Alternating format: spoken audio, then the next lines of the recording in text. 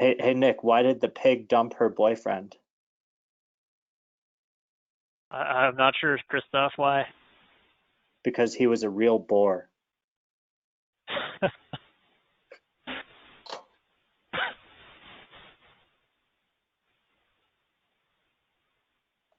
What do you call a I love sleeping start. bull?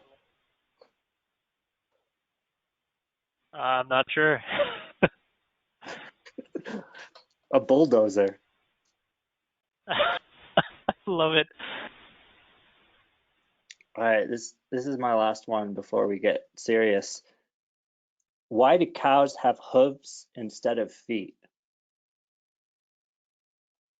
I'm not sure. I don't know. Because they lactose. What a great way to start the webinar. I love it. Nice, lighthearted. Indeed. Well, thank you everyone for joining. Can see the attendees coming on in, and we'll give it just one more minute. Really appreciate you taking the time out of your day to join. We know that time is the most valuable resource, so we certainly appreciate yours. Just so everyone knows, this session is being recorded. And yeah, we said we'd give it 2 minutes, so perhaps in the spirit of time, we'll just get going. So this Christoph, could I webinar is, could I provide her could I provide a reminder quick? Just sorry before getting started. For anyone for questions, please refer to the question box on the side. We're looking forward to your questions throughout the presentation today and the webinar. So really take your time as you're thinking about questions, put them in the question box, or happy to take them via chat as well. So Christoph, sorry for interrupting right away. I'll turn it back over to you. no, you're good, Nick. And I just got to say, I'm excited. This is the first time that I've done a webinar with Nick, and in the short time I've been working with him, I've really been enjoying the rapport. And so we may be trying things out on y'all for the first time as well. So thanks for being guinea pigs to this webinar. So the title of this webinar is What's the Right Tool for the Job? And we'll be talking about quite a few different tools, carbon markets, life cycle assessments, and other means to improve agriculture resilience. Before getting into it, a quick note on who my name is Christoph Jospe. I'm an entrepreneur in carbon markets and carbon accounting. I once got called a used carbon salesman by someone because I'm pretty obsessed with thinking about carbon in all elements of life. I've been active in a task force for scaling voluntary carbon markets and also the Foundation for Food and Agriculture Research Open Team, which is a technology enhanced agricultural management. I co-founded a carbon market that initially served US agriculture called Nori. I recently left Nori to devote more of my time to Carbon A-List, a firm I started in 2016 to really work holistically in building the ecosystem that is incentivizing the end result that carbon markets are after. Nick, over to you. Thank you, Christoph. My name is Nick Gazer. I've been in agriculture my entire life. I've worked in a number of different capacities to try to support farmers and farming operations in the United States and some internationally as well. I've worked in the ag industry, worked on farm, really at the interface of research, development, some policy work, and in the different experiences that I've had. Price Society, and before that, working with the National Corn Growers Association, U.S. Farmers and Ranchers Alliance, and before that, I was with the Soil Health Partnership. I was the first director there, and launched and led that to national presence before transitioning out. I'm happy to join you all today, and look forward to your questions. And being able to join Christoph here today as well is really a pleasure. Thanks, Nick. So before getting into it, you might be wondering, what does Carbon A-List do? Our tagline, come for the carbon, stay for the ecosystem. We're a boutique consultancy that champions climate projects by helping them access knowledge, tools, and financing to scale. The sort of work we do includes doing presentations and various communications efforts, scoping and feasibility studies, for projects that want to measure twice and cut once to determine a certain pathway with respect to ecosystem or environmental directions. We do some direct work in developing carbon assets or market-based instrument projects. We support strategic decisions and positioning from large groups which are trying to figure out what way to go. And as an entrepreneur, I would be remiss not to say we do idea prototyping, because there are constantly new ideas that we're coming up with or helping others advance through the course of their goals. Wanted to ground this at why are we doing this presentation? Well, in part to share knowledge. I've had conversations with some growers who I remember once said, in the last 20 minutes, I learned more from you than I could trying to figure stuff out on my own in 3 whole years. But also because many of the people on this call represent potential collaborators or partners with whom we'd like to work more closely with. And really, this isn't just us sharing knowledge with you, but it's a way to learn together. And I want to thank very much some of the folks who filled out the form in advance. There's ways that we can learn through the questions you ask, and also hopefully we'll have an opportunity to answer even more questions. So I encourage you to write questions in the chat as you go along. Wanted to talk about some of the challenges underlying today's discussion. We've got some fun little icons here. Data are existing in silos, and a lot of efforts are happening siloed from one another, sort of independent from talking to each other, when some of those silos are searching actually some of the same targets. But the targets sometimes are even being made in a silo or not sort of in conjunction with what actually needs to happen on the ground. We've got data, which is becoming a huge ask and also complicating things. And there's multiple different pathways to go. So partly where this presentation is coming from is that many groups are asking themselves, what is the right path for me to go down? And much of this comes down to where's the money, who's going to pay for it, what are the new forms of finance that are showing up, and what are the implications that this finance might have for transitioning to agricultural resilient systems. So quite a few of you answered our form, which makes this statistically significant, where you ranked what you perceived some of the largest or not challenging things to be. I think it was notable that the monitoring, reporting, and verification infrastructure was seen as the largest challenge. And in some cases, for the grower, you saw the policy barrier as the least challenging relative to some of these other efforts. Right up there as hot contenders were cost and also the status quo of how agriculture exists today. On the ag supply chain side, relationship was seen as the largest challenge for the transition to more ag resilient systems, shortly followed by risk, whether that's physical, reputation, or financial. Other questions that you are asking and that we'll try to address in this webinar are, what's the value beyond carbon? Who pays for it? How can we amplify this quickly? What are some of the tools for transitions? Why are we not focusing or measuring things we can already measure? And how to avoid the trap of carbon as a monoculture, which I'd argue is necessarily a bad thing, because you can't grow carbon all by itself anyway. It has to be done within a system. So what we're going to cover today, briefly, sort of why are we where we are today? What are some of the tools in ag resilience? And then what influential factors should be considered? And hopefully give you some of our best ideas on strategies to move forward. I want to start by asking, why is there so much hype around carbon? This question seems to be definitely getting a lot more play in various domains, in the media, from policy levers, and from companies. And a lot of this is coming because some of you are familiar with this term, where companies and governments are committing to net zero. You can see companies like Gap, Walmart, IKEA, major brands with agriculture and the supply chains are committing to get to net zero at some point in the future. And this includes them finding their greenhouse gas emission inventories and reducing the scope 1, 2, and 3 emissions. Scope 1 are those in their direct control, scope 2 in their indirect control, sort of related to additional transport, and scope 3 being in the ag supply chain outside of their control. So for these big brands, specifically, this means farmers who are increasingly being squeezed and asked to do things that are matching up with these companies' targets.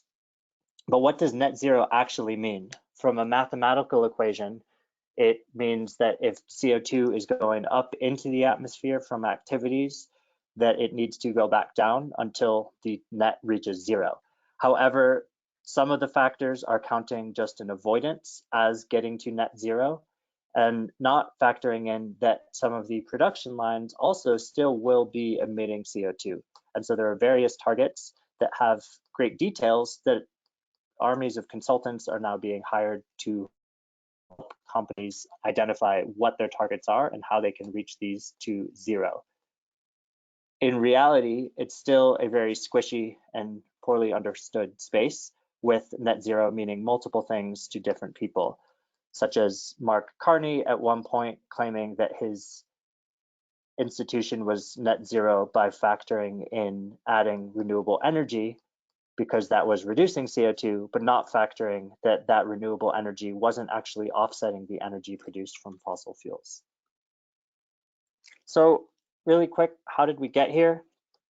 The whole kind of climate discussion began in earnest on a global level from the Intergovernmental Panel on Climate Change when it was established in 1988.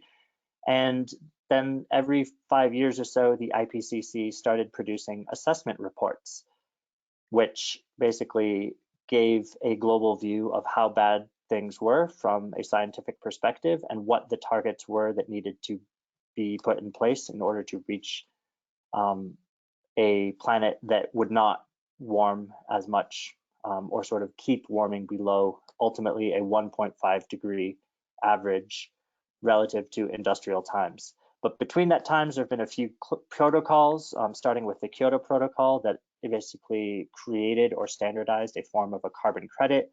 The Carbon Disclosure Project came around in 2000 that began putting reporting requirements for some of these large companies. The Greenhouse Gas Protocol effectively was an institution that results in how some of the accounting works. The assessment reports increasingly are calling for larger and larger intergovernmental actions. And these same actions are driving the private sector or certain non-governmental organization responses, which are effectively saying, let's find ways to balance the carbon, both being emitted and potentially through the potential to remove it, or at least reduce the emissions as much as possible. We're also seeing drivers from the private sector that have driven up in assets under management that are requiring signatories to the Paris Accord. So here we can see that the percentage is significantly driving up, who are publishing corporate social responsibility reports. And this, on a dollar basis, represents a $7.73 trillion increase since 2006 and 68% since 2011. We also see a lot of drivers of various standards which are being stood up to try to incentivize practices that are going to help reach a net zero commitment. As a co-founder of Nori, I'm glad to see it up here, which is one type of standard that's in place to incentivize growers for incrementally adopting practices that store soil organic carbon, and that competes against existing voluntary standards such as the gold standard or climate action reserve. Nick, we're happy to see Soil Health Partnership. Do you want to explain or give some context there? Yeah. So Soil Health Partnership was a supply chain effort working across several different sources to help move in the pre-competitive space to address some of the uncertainty that we've seen in the intergovernmental space, the uncertainty on the private space as well. And so we can look at the Soil Health Partnership and several of the other organizations here and ask ourselves as to why they exist and what they're trying to solve for. And it's really that disruption, solving for that disruption that's occurred, and how to figure out how to report back in those CSR reports, how to meet the needs of the ESS. A lot of these are acting in the same space and trying to meet the needs that have been created through that disruption. Awesome, thanks. So just moving us along to, so how do the companies actually account for carbon in agriculture? And this gets to the first tool that we want to talk about, which is the LCA. Typically corporates will set targets by saying, we want to reduce our emissions by X% by Y date from a Z baseline. And so, for instance, this is published on GAP's website that they want to reduce their scope 3 greenhouse gas emissions from purchased goods and services by 30% from a 2017 baseline by 2030. You can see that Levi's, a competitor to GAP, has a slightly different percentage with a different base start year and try to reach it by a different target. The LCA is a tool that can present a foundation for this kind of accounting. So the company sets that science-based target, and they'll then work with an independent consultant to calculate a scope 3 emission following the greenhouse gas protocol. The LCA is produced, it's typically not made public, and it's then used at a high level so the company can report its emissions to the Carbon Disclosure Project. To put from a commodity basis, you're basically looking at the volume of a commodity created. You multiply that by the emissions factor, which derives the LCA-based emissions factor, and then that returns into the carbon footprint. And on the bottom, you can see that there's quite a few LCA databases, as well as farm-level footprinting tools, as noted below. And it's a great tool to allow a company to understand its hotspots and look across the whole supply chain where certain emissions might be coming from and what are some of the things that can be done to both reduce carbon, which throughout this presentation where we present, it might be a corollary to ag resilient systems, or it might just be a useful indicator. And it's really important to understand the difference between those in the tools. But an LCA doesn't track progress over time or give a grower or even an ag supply chain the potential for seeing the future to transition to these more systems. It's not a decision support tool. It's not able to collect precision data that might already exist on the farm that can give even greater measurement or greater opportunity to truly track and know what changes are being made or what might happen to an even greater extent. And the results across the platform are generally not comparable. As I showed, you have different base years and a different boundary and methodology that's applied. And typically these things are very generic and not specific to a given year. It's when thinking about LCAs, and these will factor into scope 3 greenhouse gas reporting, it's worth noting that if a grower is being forced to fill out an LCA in order to meet companies' larger scale emission reductions, it may even be that these scope 3 reductions will not count as a carbon credit. So what about carbon credits? What is one? Well, first, they're sold in a market, and this voluntary market is projected to grow significantly. Here's a graph put together by McKinsey where they show that the market could grow by 15-fold by 2030 and 100-fold by 2050. And this was through a survey of leading Fortune 500 companies who are potential buyers of these credits. Here are the broad themes of what a carbon market for a carbon credit has across the various standards or various players in this space. So the first step is to determine whether a project qualifies under a certain standard, and effectively the qualification means that you're doing something new and that you meet the requirements and the criteria. And these could be from practice to legal to administrative. Once the project is qualified, then it's important to validate the project. And the validation step is what determines how many credits a project might actually achieve or gain through any one given standard, as well as understanding the true cost of sort of who will get paid what.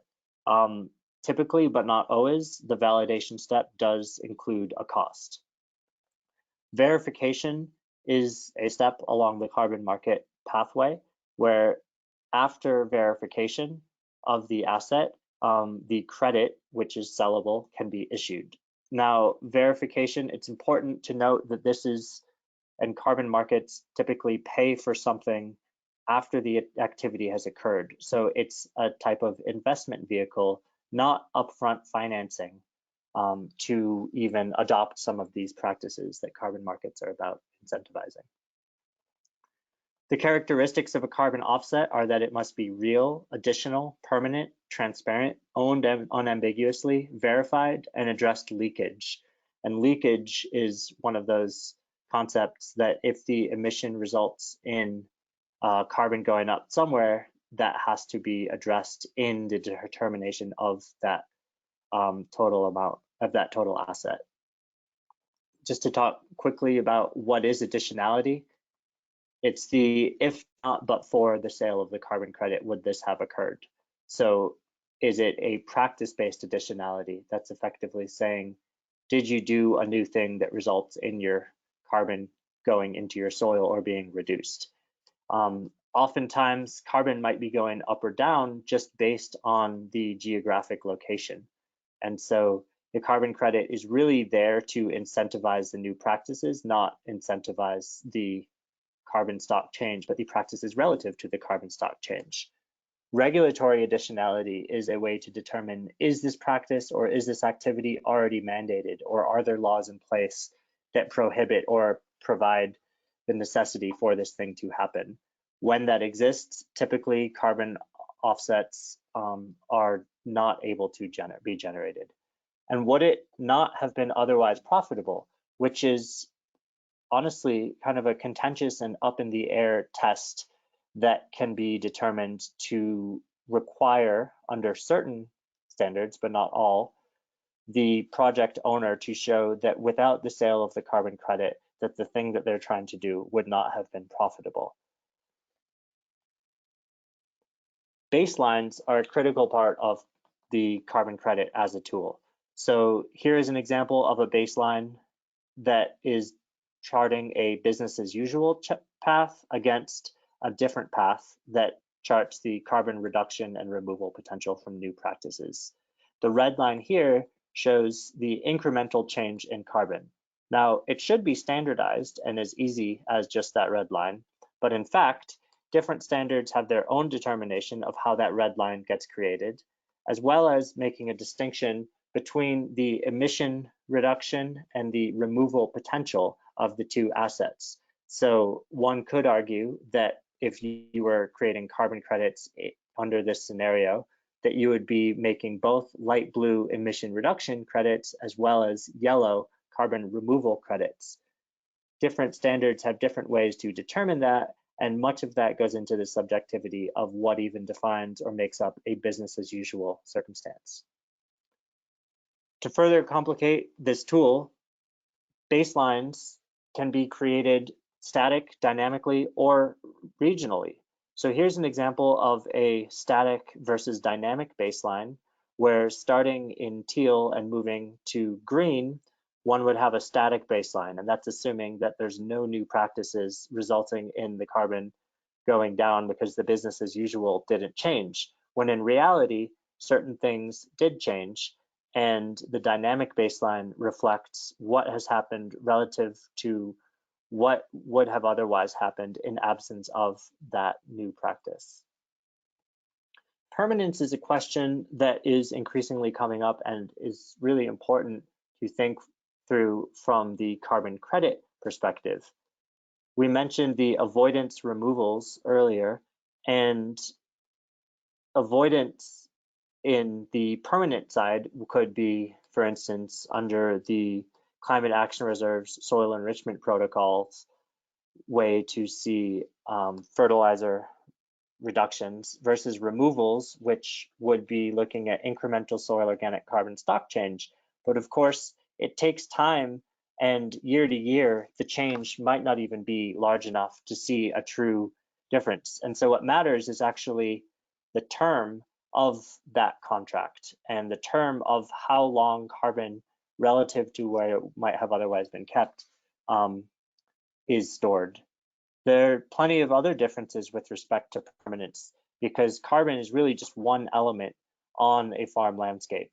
There's other factors like climate and determining what you can grow, the landscape, the water availability, the access to land, and how permanent new practices are.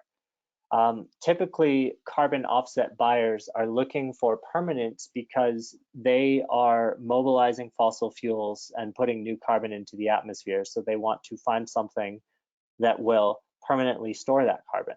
And rules may be coming down the pike saying that it will need to be permanently stored for at least 100 years. So there are legal contracts or buffer pools or aggregation which present options to make this tool to try to work for that job.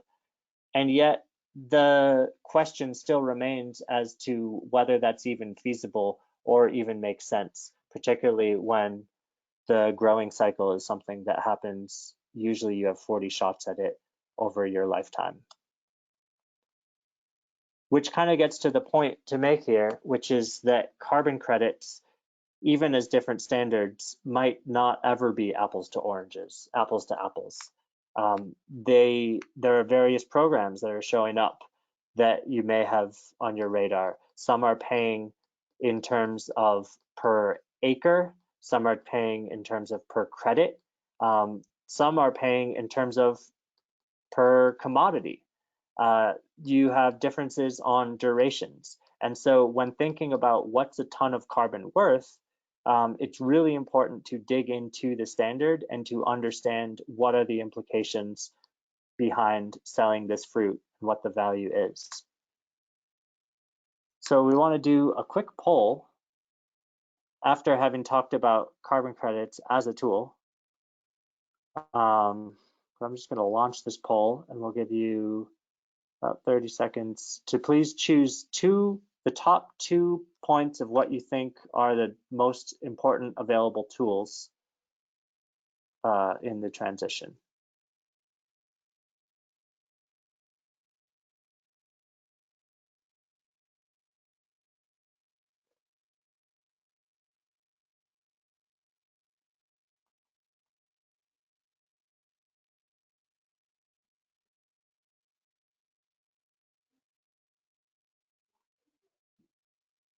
All right, just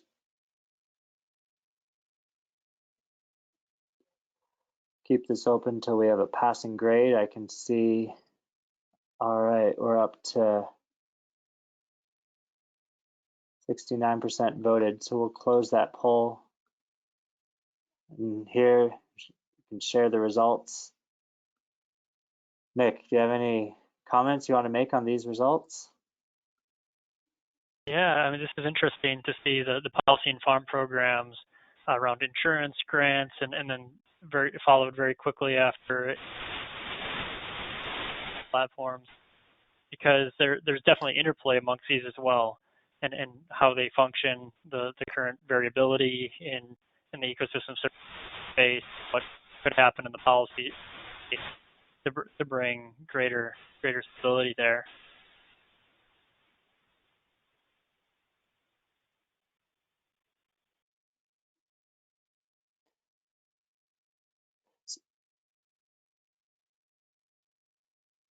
So now I think we want to talk a little more generally about the landscape of tools.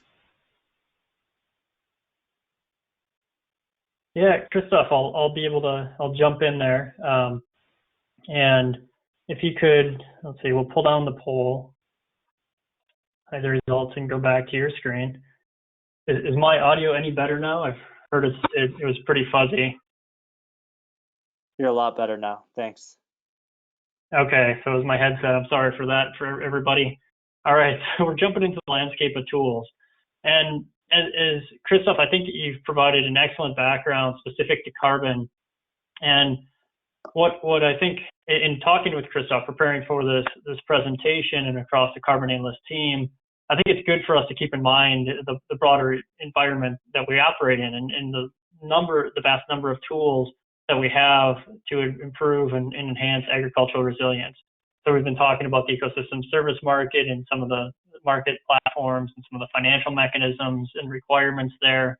But it's also good to recognize that policy, while it could be acting slow, is in the tool set. The education and variation in institutional knowledge is very helpful to think about, as well as operational management strategies on the farm, and also R&D development for technological technology transfer and advancement. And there are natural cycles that kind of off the kind of a little bit viewed in left field, ag product market development cycles and public relations cycles that can be utilized to improve operational capacity at the farm level and the social license to operate piece as well.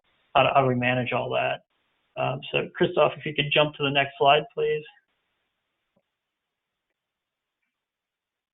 So specifically on a farm, what does this mean for individual farmers? I like to think about this in the context of what it means for an individual operational farm, and really like to focus on people, livelihoods, and legacy. And for me personally, this is a picture on the right of my family's farm in southeastern Wisconsin, and on the left is a picture of my dad shortly before he passed. And we would talk a lot about the people involved in farming and how we can not only support the farm, but the operational environment around the farm, including rural communities that are the basis for agricultural production systems today. And how, as we're thinking about this, oftentimes as we look to economic models and what economic models would predict in terms of farm behavior, those economic models typically fail because they don't fully account for, many of them don't fully account for the people, the livelihoods, and the legacy in this as well. So we need to think about that context as we're thinking about the broader context of tools. Christoph, if you could jump to the next slide, please. And in this context, it's good to recognize in any kind of program we set forth that there are agricultural realities. In the United States alone, there are over 2 million farm businesses. It's a highly fragmented landscape at the farm level. And driving a lot of these farm businesses is an exceptionally high risk that's taken on each individual year. It's a variation in institutional knowledge within those individual farm businesses. And it's also very good to be absolutely aware of and consider in any programming the operational loans and capital constraints on any individual farm. Farmers are typically highly leveraged, and these operational loans that keep many farms afloat year over year are not only tied to the farm as a business, but tied to the personal assets of individual farmers through personal guarantees. So those personal guarantees are tied to houses, they're tied to cars, they're tied to personal assets that are outside of the farm as a business itself, really upping the stakes for any farmer involved. And within this landscape, it's also good to think about the land ownership and rental dynamics that are happening year over year. The handshake agreements, the annual cash rent situations, and the map on the left is a map of the county by county land rental percentage. And you can see through the Midwest and through California and other parts of the country that high percentages of the farmland are rented. And so those dynamics between the ownership and the rent and the landlord and the operator are really important for carbon markets, but also for technology change or practice shift change on the ground, the year by year changes that could occur.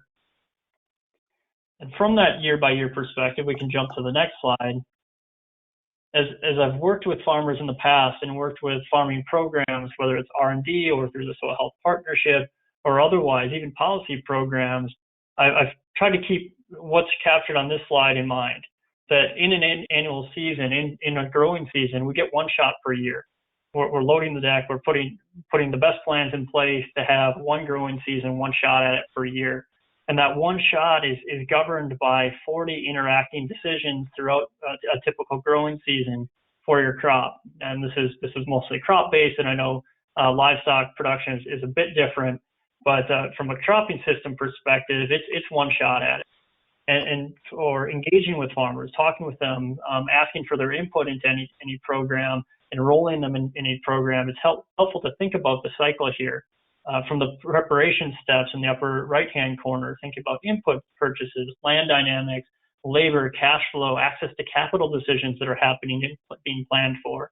And then the planting cycle, we're working through the weather, the issues there to establish the crop. This is a very, very high value time. I've heard and seen estimates on the order of about $5,000 per hour is the value of the farmer's time at that point to get the crop in the ground.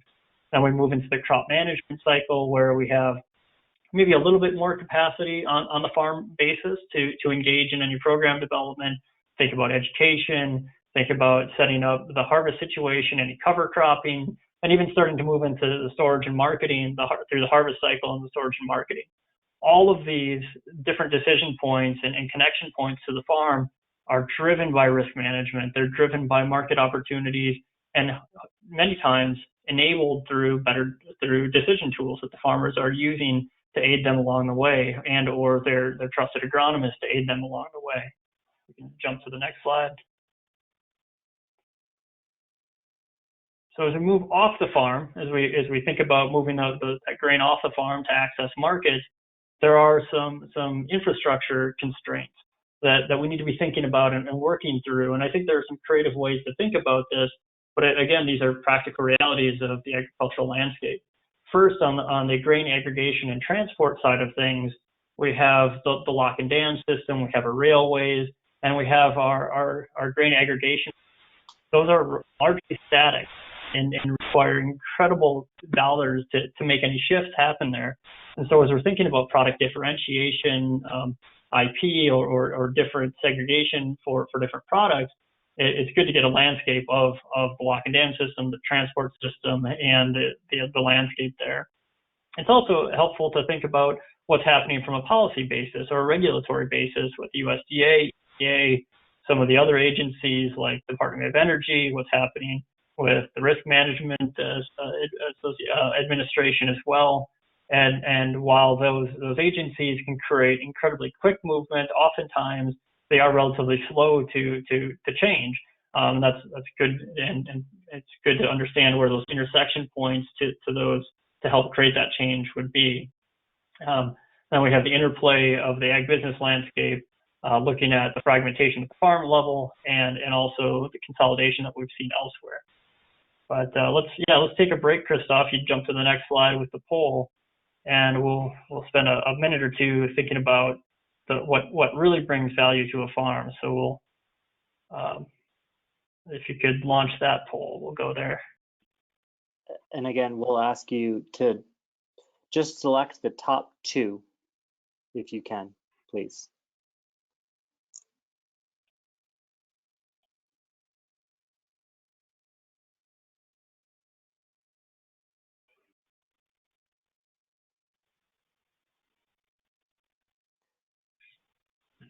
And some really interesting results coming in.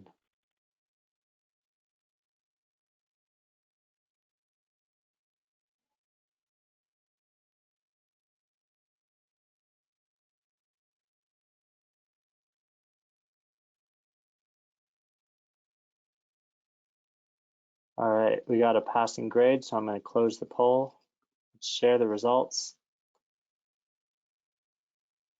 Yeah, not necessarily surprising at all here. The yield is the main driver of value, and then everything else would be additive on top of that. Whether it's you have to have market access. That makes sense for number two, and the finance that without especially in farms that are renting the majority of their acres, that financial piece is quite different than the land ownership, but it's important for everybody.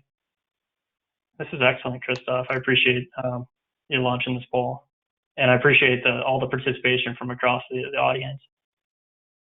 And as we're maybe hiding the results for this poll, just a reminder that if you have questions or would like to see us cover a topic, especially at the end, there's a chat tab in your GoToWebinar control panel, kind of near the bottom, and there's a question tab as well. Please feel free to submit questions through that and to use the chat.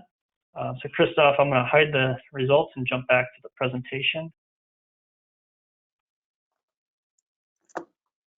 With this landscape of different of the infrastructure and thinking about what it means on a farm, again, I come back to the landscape tools and the interplay amongst these tools that can be utilized to support any individual ag resiliency type program, or especially the intersection or the synergies among several programs. And so I'll try to put this in context throughout an agronomic cycle with some consideration. So we can jump to the next slide. And as we're going through this, there are a couple of key questions that really come to mind. And these key questions really focus on how can we prioritize or optimize the use of tools for farm management, and also the delivery of information or services to several parties simultaneously. How do we make this the most efficient going forward? And similarly to that question, it's thinking through the timing. Is how do we use timing? How does the use of timing with the tools provide access or provide information to different parties at the critical time point? And or how does the misuse of timing or the mistiming in the use of tools disproportionately benefit or impact any individual along an agricultural supply chain? We have to keep that in mind as we're going on. And back to that efficiency play, thinking about the systems working together, the interoperability and the systems syncing amongst the landscape of tools, so we have the right interplay to accentuate the resiliency in the system for many different points of action and the flow of information similarly. So we can jump to the next slide. So what I've done in the next slide and through the series of next slides is kind of created a generalized agronomic cycle from planting to harvest. So it includes preparation steps, planting, the crop management protections phases, and harvest, and put together a few thoughts on some considerations of different tools we can use throughout this agronomic cycle to help improve resiliency. And as we're thinking about this within the context, say, here of a carbon insetting project, I come back to carbon and the value beyond carbon. That carbon is one element, but at the farm level, the carbon payments that, say, to a farm level anywhere from $5 to $20 an acre is roughly equivalent to the cost of herbicide application. So that would be one out of those 40 decisions the farmer would be making. And so we need to think about the value beyond carbon. What are the different system benefits we can get beyond just that carbon price from some of these changes that are happening on the farm? So we'll think about that as we go through the next slides, and especially in the recommendations that will come later. So we can jump to this slide. As we're planning out any type of program, it's good to think about. Now I try to think about who has influence, who are the trusted advisors, where do the trusted relationships lie, and pulling up the results from the Iowa State survey on rural lives. This is I think a couple of years old now, but the information is still pretty relevant. We see most of the influence for crop and livestock decisions coming from ag industry, from the seed dealers and ag retailers, followed very closely by Iowa State, the land-grant university in a given state, family members and other farmers. We see some variation there as well. So it's good to have the connections and the thought as to how to connect and how do we create the right value for the seed dealers, for the ag retailers or other industry players that have influence on the farm. And as we move forward to the next slide, in these conversations with the influencers, it's helpful to think about key questions to improve these relationships. So first, how do we reduce the time and or risk on any individual farm for taking part in a program or making system shifts on that farm? And this really ties back to a number of different elements and information flowing together, and the use of what-if scenarios. So the map on the right, there are many different models and tools to create what-if scenarios, but the map on the right is from the FAO, and it's a map of soil carbon stocks in the soil. And what we can do with not only this map, but using tools like biogeophysical models like DayCent or Comet Farm or DNDC or several others, we can run different practice combinations. We can look at what would the carbon change be if we changed to no-till, if we included cover crops, if we changed our fertilizer, if we changed our hybrid or variety in that individual field. So we can look at what if we changed our tractor, what if we changed a number of different other elements in farm management. We can run those what if scenarios so that when we actually implement and prepare for planting in a given season, we have a much better basis as to the trade-offs, the costs and benefits, and any type of shift there. And hopefully this can create the right expectations with the farmer, agronomist, and work and strengthen those relationships going forward. So we can jump to the next slide. And as we move through the preparation phases, it's it's beneficial to think about the data systems that exist on an individual farm. Not all of this is precision data at these different data points, from field boundaries to yield quality, running through systems in a given field, in a given farm or field. But there's oftentimes many different records captured in many different forms. And rather than in thinking about eligibility requirements for any individual carbon program, I first ask myself, well, why are these data, what are the primary reasons for these data to be collected? For soil sampling, as an example, yes, soil sampling can be an eligibility requirement to access a carbon market, but primarily this is going to be utilized for analyzing crop nutrient content, or the nutrient content of the soil, to base fertilizer recommendations or decisions for that growing season with that crop. Similarly, the soil sampling can have tremendous benefit in looking at regulatory or permitting discussions on a state-by-state basis with nutrient management plans. Similarly, as we go to applied maps and aerial imagery, the interplay there can help us assess efficiency on the farm level, and especially aerial imagery, looking at potential pest infestations in the field, weed dynamics, insect outbreaks, disease outbreaks in the field that can be caught much quicker than scouting and at a much lower cost. And ultimately, with yield and quality, this is helpful to assess decisions throughout the given year. And that's really the main reason. And then a sub reason would be to fulfill eligibility requirements for a carbon program. So we can jump to the next slide. And as we get a little bit more granular and thinking through the context of, say, a carbon insetting or offsetting program, there are often requirements for verification or quantification of impacts in practice shifts. So we can look at the interplay between soil sampling, models, and aerial imagery, and where they might be helpful or where they might not be. And starting with soil samples on the left, we can look at very high accuracy and precision in the soil sampling. You're collecting physical samples from the field. However, soil samples do have bias. Sampling bias in the field can create uncertainty at the field level. An individual sample point does not necessarily reflect fertilizer content or fertility content of the soil or soil carbon stocks across the entire field. So there is some bias there. And similarly, we have bias at the lab by lab analysis level as well. To take the same soil sample and send it to multiple labs, you're going to get multiple responses back that differ somewhat. So we have to take that into account within our uncertainty in any program. Time and labor is definitely costly with soil sampling. It takes a fair amount of time to get into the field, as well as you have weather constraints. If the soil is too wet or too dry, it can affect the sample results coming out. So the soil sample limitations in some ways can be matched and are complementary to what could be provided through models and aerial imagery. Models can provide what-if scenarios, as was discussed earlier, and they can be high throughput. You can look at vast geographies relatively quickly. The limitations on modeling is recognizing the calibration or validation information or the ground truthing limitations. You have to run a model effectively, to calibrate it and validate it effectively, to get accurate results out. The data quality going in is exceptionally important.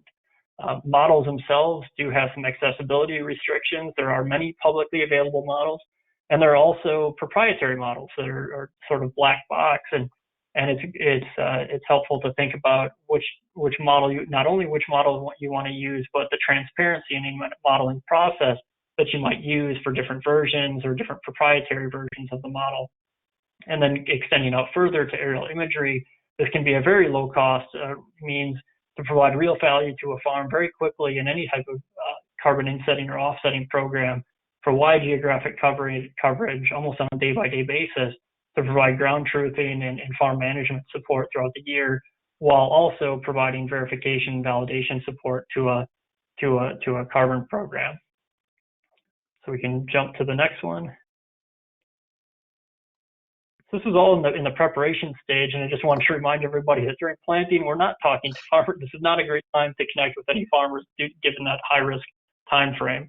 So this is going to vary by geography and crop planting cycle, but just wanted to point out again that there are certain times where farmers have capacity and other supply chain partners have capacity. Planting is not one of them, so just wanted to remind everybody of that. before I jump into the protection phase. So this would be after planting. So in the upper Midwest, this would be anywhere from mid-June through mid-September-ish, that time frame. We typically see capacity open up, not only on the farm, but thinking about agribusinesses and working with agribusiness partners. And in this time, we can extend out the different tools used for agri-resiliency or carbon type programs. First, we need to ensure that farmers have the right tools for crop management. And I think we've covered that in a couple of previous slides, looking at aerial imagery, crop scouting, bringing those pieces together.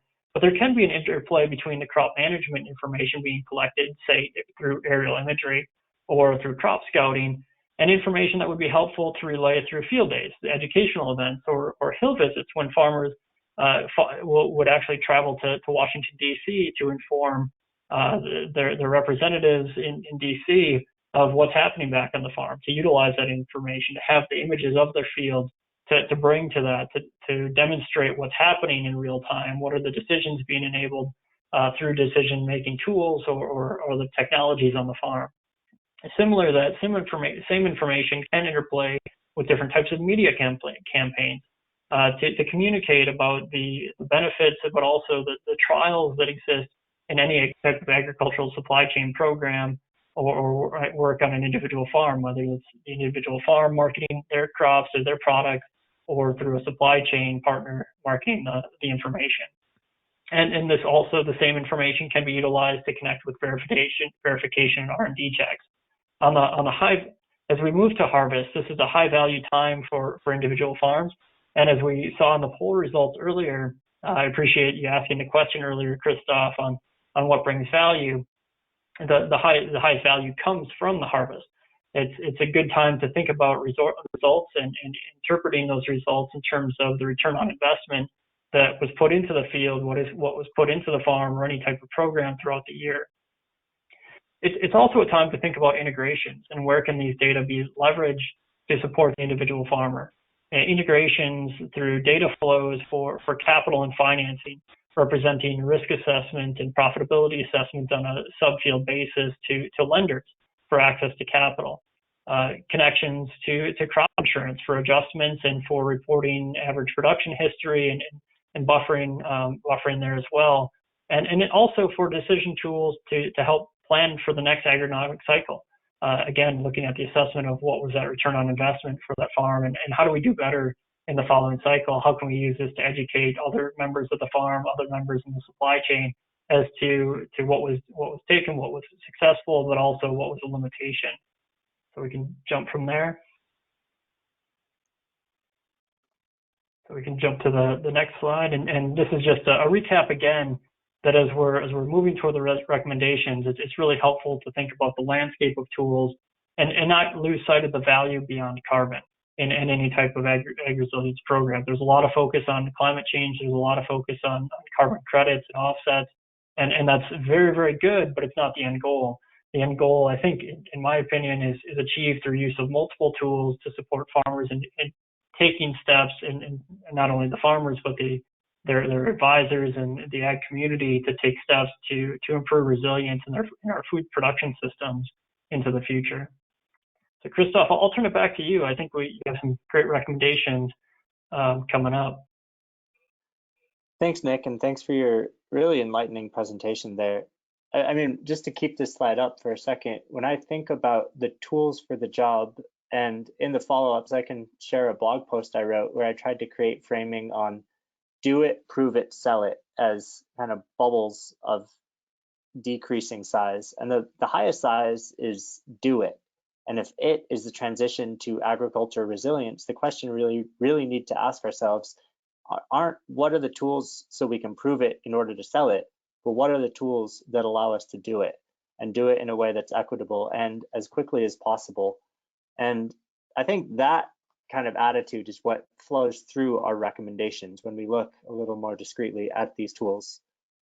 I think the first, just kind of looking at the data question, is we know that data is the common denominator in much of the transition, whether we're looking at decision support in order to do it more, or data that will enable greater transparency on how to sell it. So put grain in a silo, not data. And really what that means is sort of the attitude of enter data once, use many times, and find ways to have that data not just be useful to you or the company that maybe is allowing you to use it and then give that company a leg up, but to see where is the data being contributing to greater common understanding. But at the same time, just to put in some quotes that I've heard over the course of my career, is that growers are looking at their data like their social security number. A lot of the specific data around farm management practices is very proprietary and really important and confidential. People don't want to see their data used against them. And there's also a recognition that if you're not paying for the data or paying for the product, you might become the product. And so I think there's a lot of important and thoughtful work that can make data interoperable and kind of work in the broader landscape of tools. And I really like this image put together in a paper in 2019 by Dr. Keith Poston and others that sort of tracks a global soil information system, which I think is highly relevant to the discussion we're having today. So you can see that all of these listed here are various tools that actually are supporting the grower to improve their practices and move toward a greater ag resilient system. You can see all the way on the right that this might relate to carbon finance or other supply chain or incentive programs. It requires decision support tool. It requires input from the producer to make sure that what the producer is asking for makes sense. The sort of quantifiable platform must be informed through some of the various process-based models or long-term experiments which calibrate it. And this needs to be collected through spatial or basically calibrated or using many of the remote sensing datas. Yet none of this is currently existing. So I think one of our big recommendations is work toward this future. I am kind of continually shocked when I see many large ag players talking about them having the most data on farm.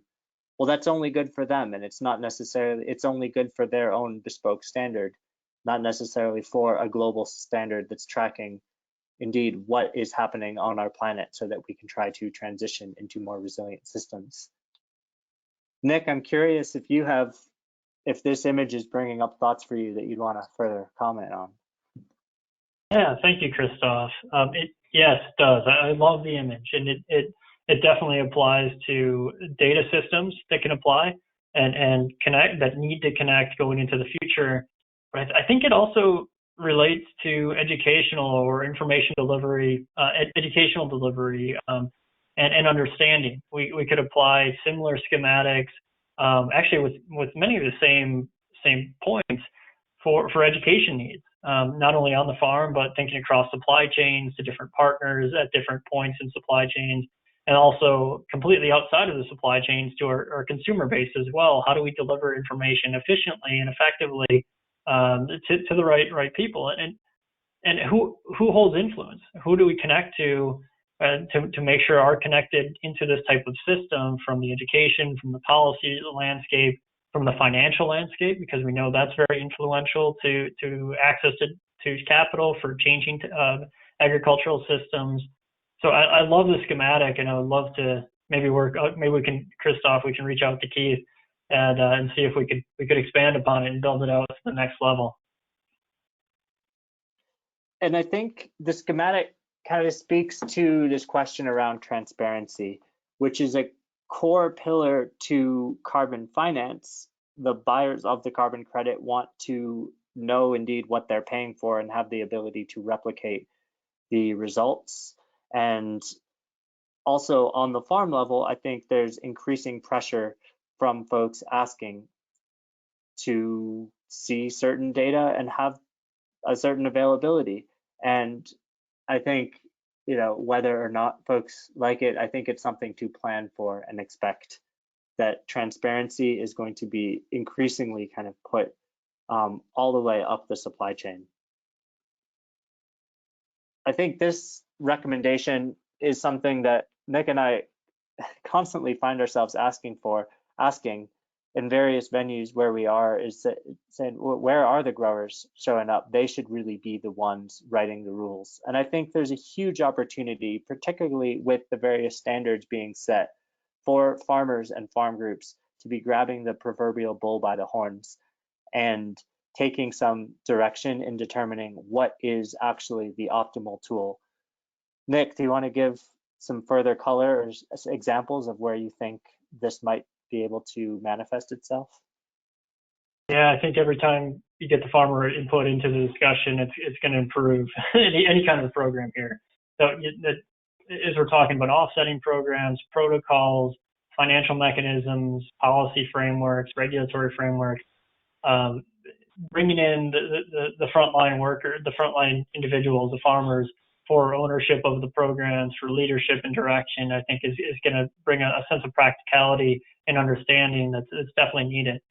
And when I think about when this has been successful, it's flipping the script a little bit and ensuring that there's understanding in any of the individuals hosting convenings in the early phases of any work, or then down the line as well, to ensure that the events and the different ways to participate aren't scheduled at a time that's inopportune for farmers, say during the planting and harvesting cycles, and that there's accessibility and equity discussions to make sure that farmers and other influencers at the ground level can connect in from the grassroots, building it up.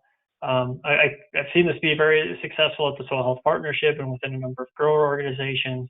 And I think there are opportunities to accentuate it and go further. To go back to my apple and orange metaphor that, carbon credits aren't necessarily the same type of fruit, I would argue for the naming convention in thinking about making carbon improvements on farm to think of it as a carbon asset, not a credit. And words matter. When credit is used, it immediately implies that the end buyer is using it as a credit to pollute. Whereas carbon asset can just reflect literally finance for any version of a carbon improvement. Now, it's going to be tricky because the international finance community is trying to make rules. And whenever you have investment bankers jumping into the game of how to create a liquid market, maybe hairs on the back of your neck should go up because they may not have the same fundamental understanding as someone who is walking their field on a daily basis and really knows what needs to be created. I think the other thing that comes with carbon asset is an idea of ownership of the asset, that it's yours to sell and it's your improvement to have. And carbon, just to remind ourselves, exists anywhere, everywhere. It exists in ourselves, it exists in all the stuff that we interact with, it exists in our land. And carbon is really just a vehicle through which to make certain land management changes. We know that having greater carbon-rich soils results in certain improvements, it results in holding capacity. And I think finding the asset allows you to then think through how to find preferable rates or insurance mechanisms or loans or things that also are still aligning with environmental social governance metrics and aren't necessarily just trying to create a credit that allows someone else to pollute. And I think it's really important that we can create all the tools in the world, but at the end of the day, it's the people, not the technology, who will make the change. And focusing on the social tools is just as critical in terms of understanding what stakeholders are at the table, what stakeholders are not at the table, who should be at the table, and really meeting the folks who are at the forefront of making this change where they're at, so that folks will want to come along the way on this journey.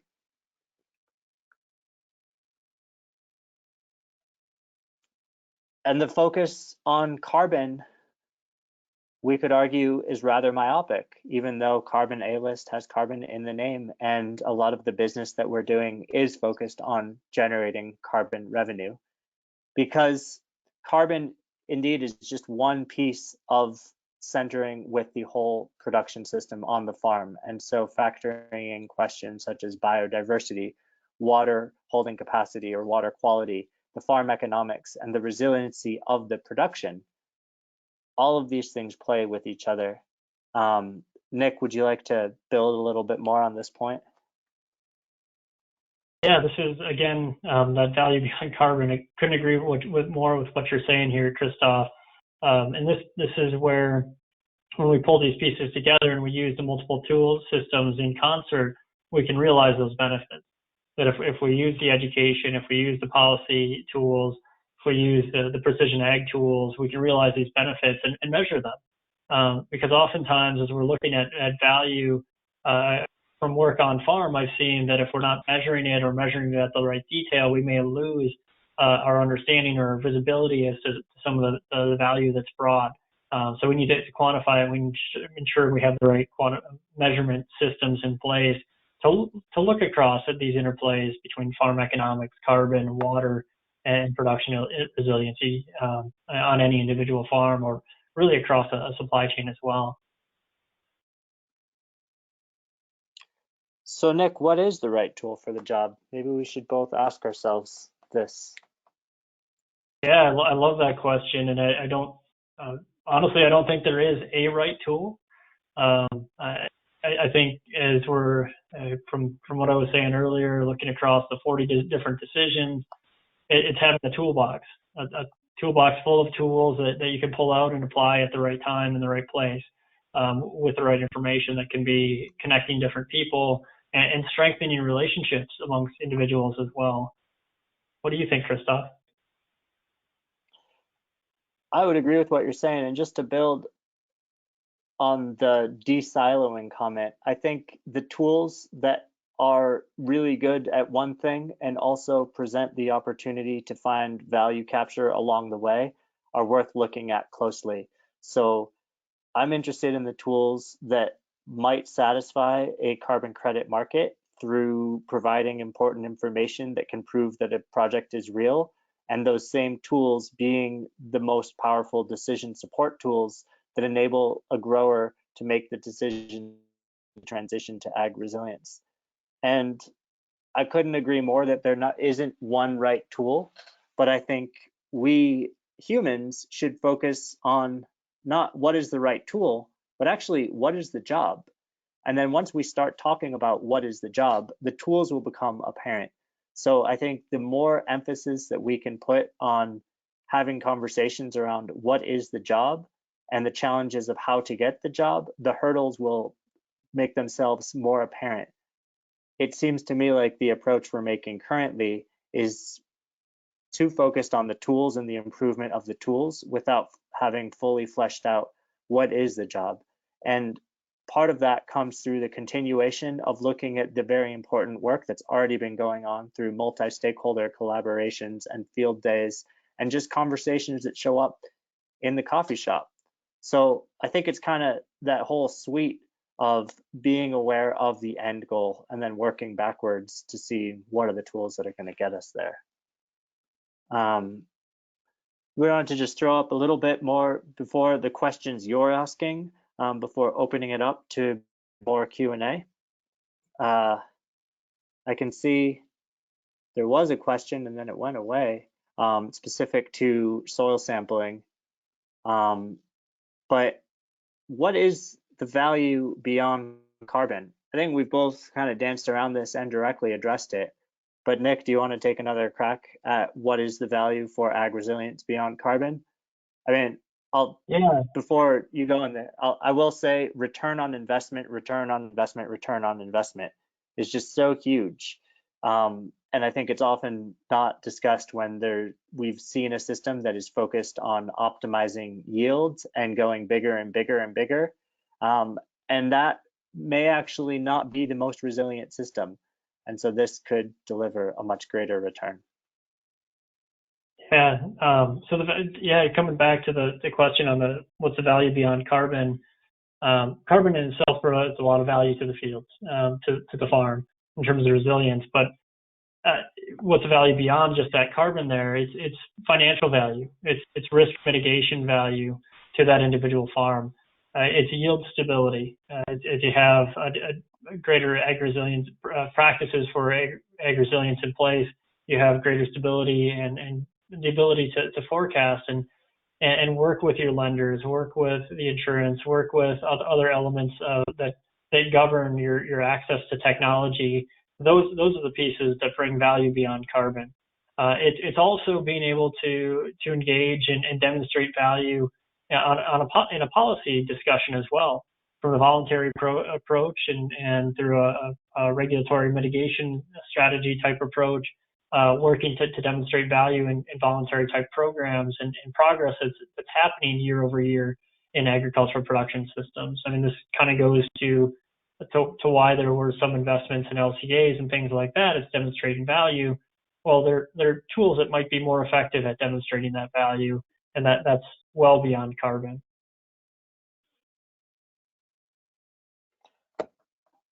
The $64,000 or maybe $1 million question is, who pays for it? Curious in your thoughts, Nick.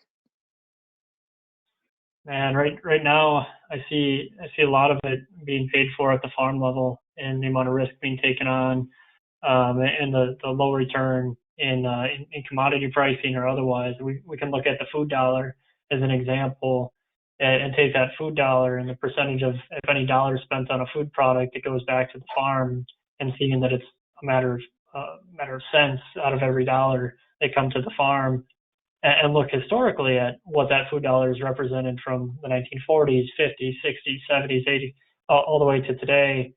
And we see that really commodity prices haven't changed in quite a long time. And so but there has been value accruing across supply chain. So it just means farmers have been much more efficient. They've been able to spread their fixed assets or their capital across many different acres and gaining those efficiencies. But going forward, we have to have some hard conversations and look across supply chains to share that value, especially create greater equity in those value shares. And ask ourselves as society, are we going to pay more for food, or how do we create equity there as well to create access to safe, nutritious food supply chains in a more effective way going forward, and share in the value that needs to be paid for that food also. Yeah, great answer. I guess I would answer this question with a question, which is, what is it that we're paying for? And if we mean it to be the general transition to agriculture resilience, or systems that are reducing the amount of carbon emitted or storing more, well, who is that worth?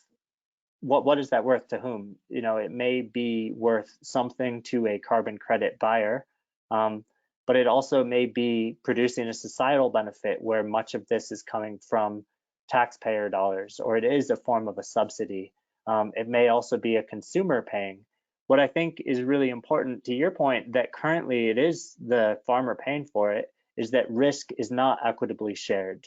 It's not shared amongst insurance agencies. It's not shared amongst banks. It's not shared amongst the consumer. It's not shared amongst the supply chain. And so in determining who pays for what and how, I think the question of developing tools that can greater assess actual risk is really important.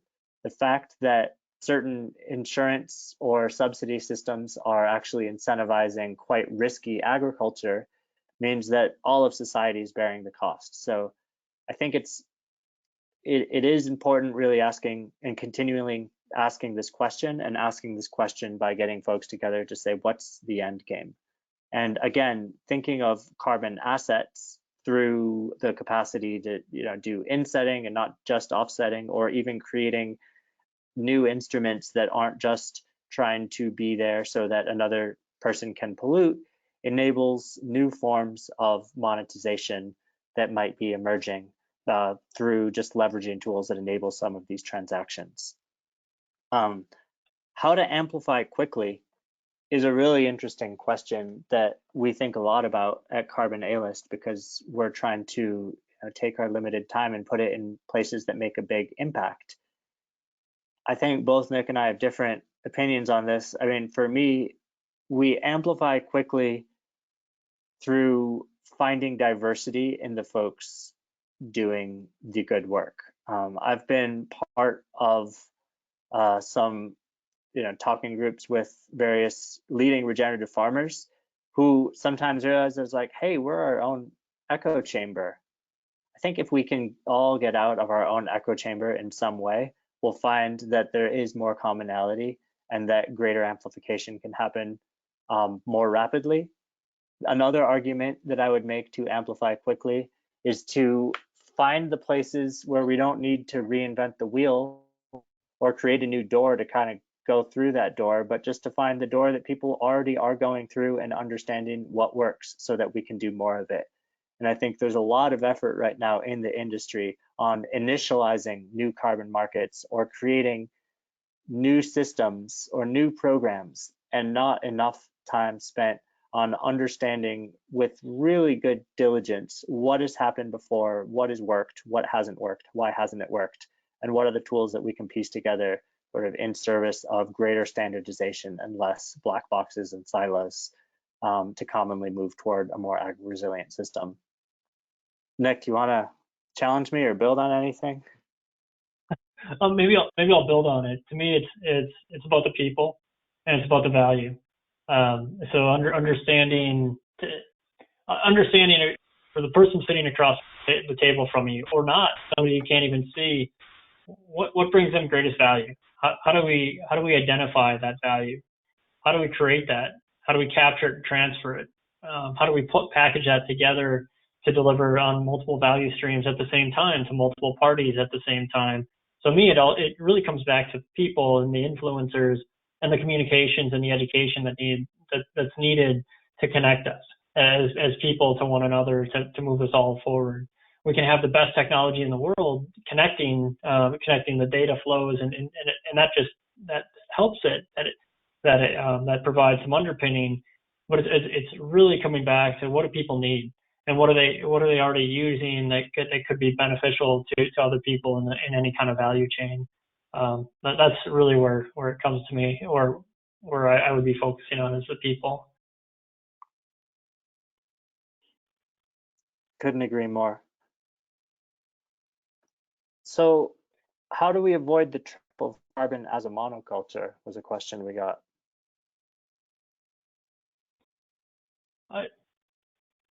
Maybe it's going to be a little controversial, but is that a trap? I mean, Christoph, I was hearing your comments earlier that carbon is part of everything, of living beings on this planet, living animals and plants, and it's in every single one of our crops that we're growing. It's part of us as humans. Do we need to avoid carbon as monoculture? Maybe I'm taking this out of context, and maybe it relates back to the first question, but I think to avoid the trap, we need to first realize that carbon is in living beings, organic beings on the planet, and that there is value beyond the carbon. So the focus on the tools, the people, and the different tool sets that could be utilized in a toolbox, I think could help us avoid this. Yeah, I agree. And when I look over to forestry industries, for instance, which are just growing fast-growing trees in order to maximize just the carbon and not looking at the whole system or the biodiversity, I think that might be what this the person who wrote this question is considering as the trap. But I think when you also ask yourself the question, what's the end game? And does reducing or removing more carbon fit into the end game? Then it's the vehicle that helps you improve the things that you wanted to do anyway, or it's the vehicle that gets you to a more resilient ag system, not the end goal in and of itself. This question is a little loaded because it can be quite subjective, but it's asking, why are we not focusing on measuring the things we can already measure? Nick, can you decipher that one for us? Yeah, so as I read this question, what I think about is not necessarily that we're not focusing and measuring things, because we are. I think every farm is looking to capture information. Every supply chain is capturing mountains and mountains of data. It's maybe it's that focusing word, or how do we mobilize the information? How do we mobilize those data to answer the right questions, to move us along in this journey, to address the needs of the job going forward?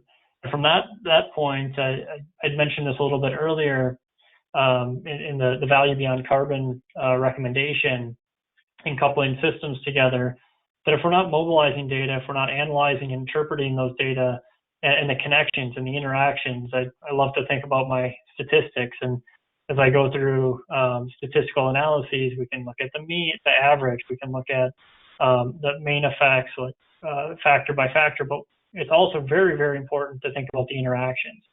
So as we're measuring data, as we're mobilizing, as we're analyzing those data, it's not just the data themselves, but it's all the interactions that they have that I think we need to put greater emphasis on, and the interoperability to connect different data streams together, like Christoph, and what you had in the slide from Dr. Postian, the global information system.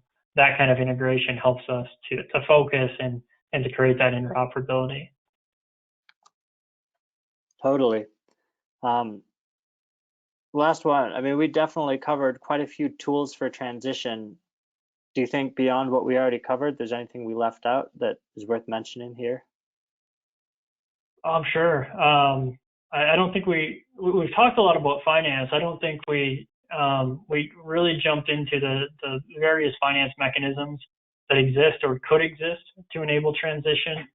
The market access piece we've talked about a bit, and product differentiation we've talked about a bit, but I think there are some additional tools that could be utilized in that stream of work, along with different product and service cycles that could be generated here to support in these transitions as well. Awesome. Well, I'm going to stop sharing this slide so people can see our faces. We can keep talking and working through any questions if people want to write something in the chat. Otherwise, we'll just keep kind of riffing and talking about what we feel like having a conversation on for the last 8 minutes. This one question we got, it's a little bit technical, but given your PhD and you've worked with agronomists, it's totally in your wheelhouse, Nick. So you want to take a stab at how much of the area does a soil sample represent, and is this specific to the voluntary protocol or at the discretion of the carbon credit generator? Yeah, this is a great question, and it's right at the heart of debates in the soil science community. But that soil sample, when you pull a point sample in the field, that represents that point that you pulled it from. It doesn't necessarily represent the entire field or even an acre. And there are tools, talking about tools, there are tools to look at mapping fields, like using various technology across the field to use electromagnetic inductance and things like that, to look at zones that you could create some generalizability or some inference, some expansion or representation to make educated guesses at how well that soil sample represents something beyond that individual point. So in looking at that, I would ask, for that individual point where you're pulling that sample, within the rest of the field, within the rest of the project, how many other soils in that field or in other fields are the same soil type at a bare minimum? Do they map out to the same soil surgo soil type? Do they have the same sand, silt, and clay fractions? Do they receive the same amount of moisture? Is there a waterway nearby or some other moisture constraint in that field, irrigation or otherwise, that could go into it? So a number of factors like that. And also, how is that sample collected? Is it an individual point, or is it a composite where, say, the person going out to the soil sample to collect the soil sample has a point in the middle, and they collect 12 to 30 soil cores in a circle around that point, and then they aggregate those samples together to get a more representative look. So those are some of the questions I would ask, and some of the responses I would have to that representation piece. Oftentimes sorry, jump in, Christoph, jump on in. Well, I was just going to add to the standard differs too. And so even in I haven't seen one standard that is the same as another standard, which is, I think, should give those in the industry cause for pause. But the standard may say we need to measure soil core at one depth to sell insets and another depth to sell offsets. And so the fact that this variability changes so much also shows that the rules are being written by those who are expecting that just drawing a core sample is going to give greater precision and greater reliability on making a statement that backs a financial claim, when that's not actually the case. And so I think a big part of the tools is to really understand some of the nuances that Nick's talking about, collecting soil samples. And so tools to do better quality assurance and quality control and can start normalizing and streamlining some of this data, really understanding the heterogeneity of soil types and collecting and understanding. Other questions like, if I'm taking a field sample and it rained yesterday versus it haven't rained in 2 weeks, I'm going to get a totally different carbon reading.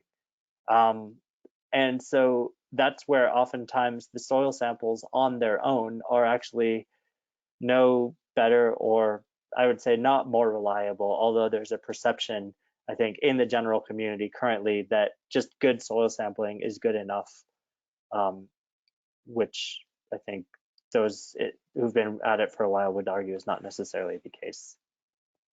Yeah, and those integration points, Christoph, as you were talking about that, thinking about the integration points, where is the soil sample information going to be utilized?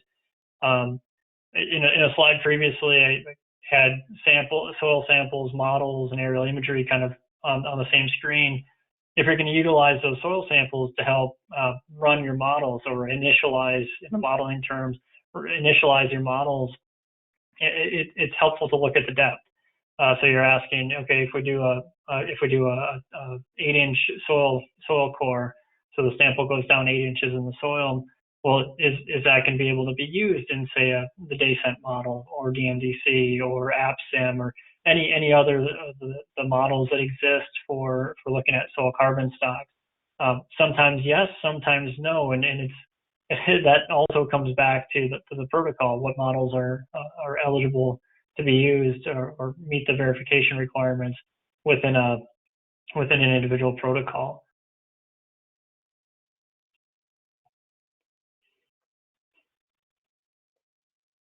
There are some great, I'll just keep going on that for a second. There are some great resources at the Soil Health Institute in terms of different types of soil samples and different types of assays or tests that could be run off a soil sample, whether it's for aggregate stability to look at how well the soil binds to itself, or water holding capacity, how much water a given foot of soil will hold before it runs off or leaches out.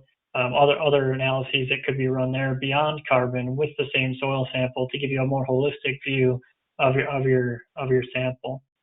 And then I also oftentimes receive questions about timing of soil samples, like to what you were saying earlier, Christoph. If it's rain, if it's wet soil, if it's dry soil, but also calendar time of year. Is it best to sample in the spring? Is it best to sample in the fall? As we're looking at carbon stocks, I think to some of the work that Dr. Chuck Rice did out of Kansas State University, where he's done some great work looking at soil health assessment samples pulled regularly throughout the calendar year or the agronomic year. So like every month or so, they would go out and collect samples and look at variation in many different soil health factors throughout the growing season. And oftentimes what they come back with is that consistency year over year. If you're going to start in the spring, keep sampling in the spring. If you're going to start in the fall, keep sampling in the fall. That consistency is very, very helpful for assessing carbon stocks. Yeah, and just to wrap it up here, and I want to punctuate this point, to transition to ag resilience, you really have to ask yourself, what is the end goal? And if you have your goals charted, then you have a way to go. And the tools are ancillary to the end goal. And so if your goal is to improve your nitrogen use efficiency, to find ways to reduce your input costs, to see your fields less flooded out, well, we know the best management practices and the tools can support the best management practices. And we'd argue not the other way around. And I think with that, we want to thank everyone for coming today. We'll send follow-ups and along with the recording. So thanks for making it to the end. And I hope everyone has a great day. Thank you, Christoph. Thank you, everyone. Thanks all.